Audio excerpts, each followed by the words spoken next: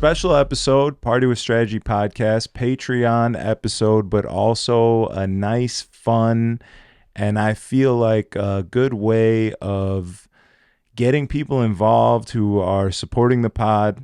I wanted to, find a way, because a lot of people ask to be on the podcast and then they don't really, support. They don't really, sometimes even don't show up, or they're like, oh, I can't make it last minute. Or maybe they'll even want to get on the pod and then get on the pod, record an episode, and then after get shook and be like, I said this, I didn't want to say that. Can you take this out? And then the list of things to get taken out is just so immense that it's not even worth putting the podcast out. So you got to shelve one. Now you're behind on the schedule. It's a whole thing. So anyone that asks to be on the pod, I'm always like, first thing you got to do is support the podcast itself. For you sure. Know what I'm saying? Yeah. Me, Diamond Cut, put hard work in. Yeah. Money, blood, sweat, tears, semen, all of it. I feel you guys, man. But you could tell, I mean, and like the product that comes out, I think it's great, I appreciate it. It's a great platform, to get people to, come in and support you guys and just, show love, dude. I feel like it's what it's all about. I appreciate it. Yeah. So I said, anyone who is interested in being on the podcast, first thing you got to do, sub to the Patreon. $5. It's $5. Dude. You can't, literally, this coffee costs more than $5. And this is all I get. You know what I'm saying? You can't rent a movie on the internet for $5 today. Yeah. You might not even be able to get a box of macaroni for $5 these days. I don't know. Inflation's insane. Inflation is through the roof, man. I feel like, $5, there's a lot worse ways, That's what I'm saying. So you were like, I'm in, support. Let's do it, bro. And we're here now once a month. I think I'm going to have like a someone from the Strat Pack on, you know what I'm saying? Yeah, someone who's actually supporting, and I appreciate it. I respect what you did. I appreciate you, dude. I respect what you guys are doing, man. Honestly. Thank you. It's just good to be part of, something that like obviously involves the industry in part and like supports somebody, locally. I think it's good to work together with people that like have mindsets, that want to grow and, develop skills and just outreach to people and, share a message. I feel like that's great, man. Yeah. So, thank you. So welcome, Christian Rojas in the building. Rojas. Strat Pack's in the building. Yes, sir. You know it. And we also connected and found out that we went to rival high schools. Yeah. And are from neighboring villages. Yeah, man. It was I like to tell people I'm from a village. Do you tell people you're from a village too? Because it's the village of Skokie. It technically is the village, man. I think I usually say village, or like I'll shorten it to like the Ville, to sound cooler. But I'll tell people I'm from the village. Well, when you tell people you're from a village, they sort of look at you a little crazy. Because the first thing that pops into their head is like a scene from the Game of Thrones, like with the wildlings or something. Yeah, I feel like that's a lot of people, the misconception of the village, but not a lot of people know Skokie, I feel like, man. I mean, is that technically considered the North Shore? A lot. Skokie, right? They know. No. Skokie's like known for being a Jewish neighborhood. Yeah. I mean, there's a museum there, so like. You remember when the KKK marched, don't you? That happened? I was in high school. I remember they specifically picked Skokie because it was a highly populated by Jewish people. Yeah. I know there's like a huge. And they marched in downtown Skokie, like right in front of the library on Oakton and what is that? Oakton and Central or something. Downtown, That is wild. By the Cigar King. Yeah. By a little like pizza joint right there too, right? Yeah. What would the Village Inn? The Village Inn. Strong slice. Man, and they've been around forever too, man. They survived. Are they still there? Yeah, I'm pretty sure. I still see like posts and stuff from them. Good for them. Yeah, man. I'm going to go get a slice. I'm going to support Village Inn. Yeah, dude. Skokie, stand up. I like that. So we were talking and trying to see if we knew any of the same people, but we couldn't get there yet. And I'm thinking this will help. Okay. Do you remember Shelby Coleman? Yeah. Rachel Coleman was her sister. That's exactly is her sister. Right. I mean, they're still siblings, I think, but they haven't broken that up. The kid that I was asking you about dated her sister, dated Rachel. Danny. Yes. I totally know who you're talking about now. I used to see him, and he had like two other boys. I fucking, Man, it's like fading out of my memory as new memories come in. You know, it's that happening is in funny, real man. time. See, now that you mention it, I totally know what you're talking about. He actually came to Tunnel one time, and that's where I saw him last, you know, Really? like, but that was like the last time. Previous to that was high school, you know, but Yeah. yeah, I definitely know Danny. Tall, Yeah, taller guy, you know, like Mexican. definitely he's got like that slick back, you know, hair look, a little Always bit looked, sleepy. Yeah, yeah, like always looked a little under the sleepy. I mean, there's nothing wrong with that, you know, whatever. Yeah. But shout out Danny, dude. All right, good. I'm glad we connected on that. Yeah, that's crazy, dude. What else, bro? What do you love about having been raised on the north side of Chicago? 'Cause there's a lot to love. I think it was a good like melting pot, you know, of different like influences and like, you know, ethnicities. You know, I had a lot of friends that were like from various different places. A lot of like Assyrian friends. I feel like I grew up with. A lot of In Assyrians. Skokie, there's a lot of Assyrians, man, which is cool. Is it? Yeah, I mean, I was cool. It was very at least for sports, man. Kidding. Is it? Most no, they're cool as shit, man. Let's muddy them. They're the shit, Yola, bro, they're like awesome. But like throughout sports and stuff, like I loved it because they kept it very competitive, man. You know, and they're like They're strong good at motherfuckers. soccer. They're good at soccer. They're good at football, basketball. You know, like they're strong dudes, man. So yeah, dude, it was cool, man. But it was it's very like, you know, a melting pot. It was like inclusive, you know, a lot of different friends, and yeah, that was fun. There's a lot of different like cuisine styles too, you know, so like, which made it for like having a lot of choices and not just being stuck eating the same stuff, the same crap all the time. But I know you yeah. were at the OG Pita Inn. The Pita Inn on what is it, Crawford? It's on Dempster. Or on Dempster, yeah. But it used to be next to the Dunkin' Donuts and the Burger King there. Yeah. Down a little bit Dude. east on Dempster. Now it's come further west, more towards the highway. That's awesome, man. These are coming up, you know. That place has changed a lot too. I mean, last time I drove through Skokie, it was like buildings, places I've never even seen. I'm just like, it's built overnight, but it looks great, you know. Yeah. All right. Well, enough about Skokie. We probably lost most of the viewership at this point. But what's good? You've been in the industry for how long now? So I've been in the industry for, I'd say like 15 years, in management for a little over 10 years. Mm-hmm. But yeah, I mean, I slowly made my way out of Skokie. I actually went a little further up north to start, to like Deerfield and Northbrook. That's where I got my first management gig. Then I moved to the city, and worked through a few different places. I was at Tunnel for a little while. I helped Bounce open up in the beginning, and then yeah, I'm at Rhino now. You know. Hell yeah.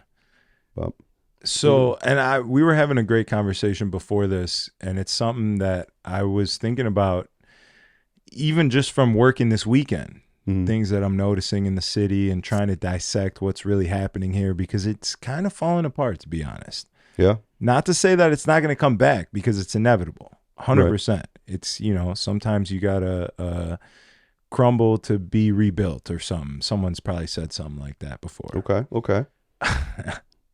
But yeah, I don't necessarily want to mention like the spot that you are working at, you know what I mean? I don't want to like talk about a particular spot or particular people, but just in general, like starting a new party in this city, getting people to come to your venue in this city seems like such a tall task at the moment, because the crowds are sparse. They're not as thick as they used to be. People aren't coming out in the same way that they used to be. Shit's expensive. I was just talking with Chachi about this. He made a couple really good points about how, like, you know, if you don't have disposable amounts of money, you're kind of thinking like, I could go out and spend a bunch of money because everything's mad expensive right now, and, you know, this and that. Or I could like stay at the crib and watch my Netflix and YouTube and spend a fifth of the amount of money and get a little bottle of wine and drink. You know, I think like the risket is not worth the biscuit at the moment. Like shit is wild. And it's also the city itself is in a different place. Like there's a lot of factors, but we were kind of talking about how, you know, brainstorming on how to get people in, how to make your party poppin', how to curate a night that draws people in rather than like just, you know, the standard, all right, we're starting this Friday night, call this DJ, call these promoters.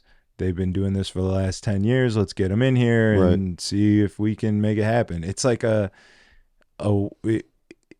it's a broken system. And I'm one of those fucking DJs, you know what I mean? So it's obviously not working. Let's all work together and make something happen. We got to Yeah. change something, you know what I mean? Yeah, for sure, man.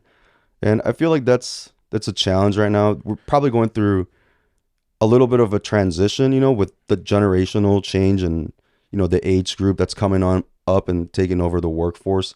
I feel like it's going to influence how places, handle their operations. You definitely have to adapt to the demographic that you're appealing to.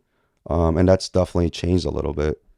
But yeah, I mean, it, at least for me, I feel like it always starts with a structure, and kind of organizing yourself as far as like having a plan of action and, being able to execute something consistently because, consistency is key. So Yeah. if you're able to have something or provide a product or service that is to be expected to be the same, all the time, it gives people, as far as like, the sense of value for their money. It gives them a little bit more peace of mind, and with you mentioning that, like, things are expensive now and, inflation and stuff, that's even more important, because like you said, I mean, people could spend half the amount of money and still, get a good amount of entertainment without leaving their house, but, and it's tough too, because even within the industry alone, I feel like most places outside of nightlife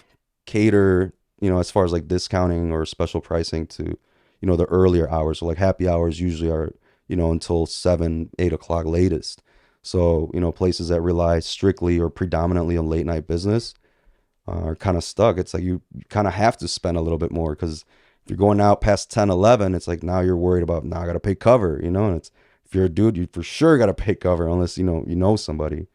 But yeah, it's, there's an expectation for sure, from customers. I feel like that places have to kind of live by or live up to, in order to maintain that crowd. But yeah, definitely feel like making sure that you're bringing the right people and setting, a good environment for people to have fun and having something that is consistently, inviting and, getting people an opportunity to kind of disconnect a little bit from the world and problems and just worry about, having fun and having a good time. I feel like that's key for sure, man. Yeah. Fun Yeah. is hard to find. Yeah.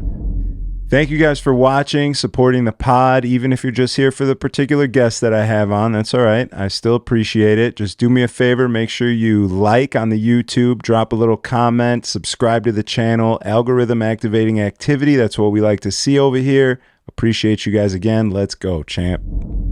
Yeah. I mean, I like the atmosphere that a couple new spots are creating with the disco vibes, the dance floor, getting back to the general population of people that are going to fill the room rather than curating straight to the bottle service VIP clients that are just taking up, the border of the club and spending, they're spending good money, but like, how long are they going to want to stay there and spend money if there's not other people in there? If there's not Totally. a full room full of people, for you sure. know what I mean? For sure, man. It's that balance. We've gone so far into bottle service realm. They've milked it for all they could. It's the best thing you could do. The markups are thousands of dollars and you're making all this money when you have just one person come in and pop off. And it's the art of like taking care of the people who actually want to come in and have a good time has been lost. Yeah, no, that's a good point, man. I feel like people, a lot of places cater to people that, are only cater to people that are looking to spend a lot of money, which again, with how things have changed, in the economy and everything, it's becoming like a smaller and smaller group, or percentage of a group that comes in. So catering to, a wider demo, I think is key, is more important. making people feel, included, not like they have to know somebody in order to have a good time somewhere. You can just go into a place, and regardless of if you know the DJ or if the promoter or the manager, you can still feel like welcome. Mm-hmm. And I feel like, yeah, man, a lot of places sometimes forget about that. Yeah. And it's when you've been in the industry for a long time, you obviously know people, so it's easy to go into a place and, you know, see familiar faces and, say hi to people. But you do got to remember that you got to appeal to new clientele. There's a lot of people that, are visiting for the first time or, are probably a couple years in from turning 21 and just opening their eyes to the industry. So we got to make sure that we're, inviting and welcoming to those new people, because those are the ones that are gonna, pay our bills and then for the next few years, man, for sure. Yeah. And we were talking about like promoters want to promote at the hot spots. Like a promoter in today's day and age, in Chicago at least, this is how it works. This is what I see. This is what I think is ruining half of the shit. Every promo company wants to work at as many of the hot spots as possible in one night, because that's a sell to getting the girls to come be with you at your table with your promo company rather than another one, right? Yeah. They could hit them up and say, hey, we're going to here, here, and here tonight. These are the top 3 clubs in the whole city. This is where you want to be. This is where the rappers are performing tonight. Whatever it is, whatever the sell on the hot spot is. You can't really find a promoter that's like wanting to take a spot and make it the hot spot. You know what I mean? They're more attracted to what's already popping. They're not interested in something that's new and fun and exciting and has a vision, but not a name built for itself yet. Yeah. They need the low-hanging fruit. Yeah. And in a way, I mean, I could see it. It's some people, I feel like, enjoy the thrill of a challenge, and some people just want the easy money, So I could see, the appeal for either option. But yeah, I mean, I feel like it's definitely a lot more scarce to find the guys that want to take on, an up and coming place that doesn't necessarily have that appeal of having, big name artists or headlining DJs. But personally, my thing about opening places, I take a lot of pride in, the work that I do and investing my time and effort into, a cause or a vision. So wherever I'm working with, I want to make sure that I believe in what, their vision or their mindset is, so that I can invest myself in it. But yeah, I feel like it's very rewarding, to see something, to see it from its beginning stages to, when it becomes lucrative and successful. But yeah, if other people don't see it that way, and I totally understand that, but every party that the companies that are running it this particular way, where they're taking a table of people, bunch of hot girls, bunch of good looking people, great crowd, right? And they're bringing them to one spot, getting a free bottle, staying for an hour, hour and a half, whatever it may be, and then they're out with their whole crew, all the hot girls, all the good looking, like the whole vibe, right? They can come in and create such a vibe, and then it's 12:30, we got to get to the next spot. Head out. And it's very abrupt too. As well, as good as they are at creating the vibe, they're also good at sucking it right out into the fucking Uber Black that's taking them to the next spot. Man, that's right. And that's a fucking problem. And I'm not saying like fuck those guys, they're wrong or anything like that. I'm just talking from the observations. You know what I mean? Totally. Because you could see, I mean, you got like a bird's eye view of how a place operates. So yeah. But yeah, I mean, it's like people, if they are pretty successful at creating that vibe and bringing those people. They have connections and network.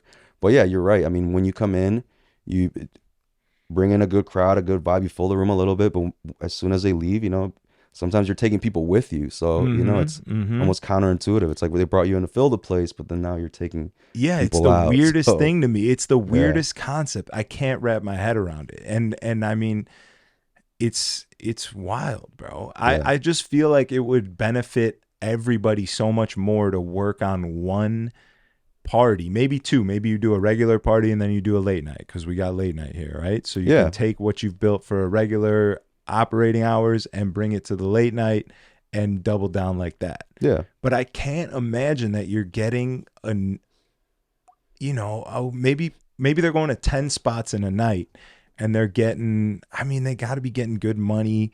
Maybe they're making fucking $6,000, $7,000, $8,000, $9,000 a night. And if that's what's happening, it's that's ruining it. Like, how you going to suck that away from them? You know what I mean? Like, how you going to be like, yo, stop doing that. Come stay here for this long. You're not going to be and like, potentially I'll give you, make less money. Right. You know, you're not going to be like, I'll give you $9,000 to stay just here. Yeah. No place is going to do that. So, I mean, I get it. Like, if they're getting money, they got to chase the money. But fuck, bro, it's fucking up the scene. Up the culture, it's man. Fucking up the culture. Yeah, the money always fucks it up. It's the root of all evil, right? Crazy. Well, all right.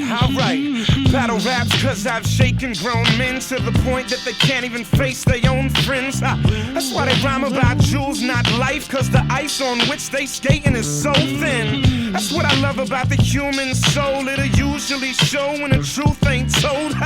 Use a lie.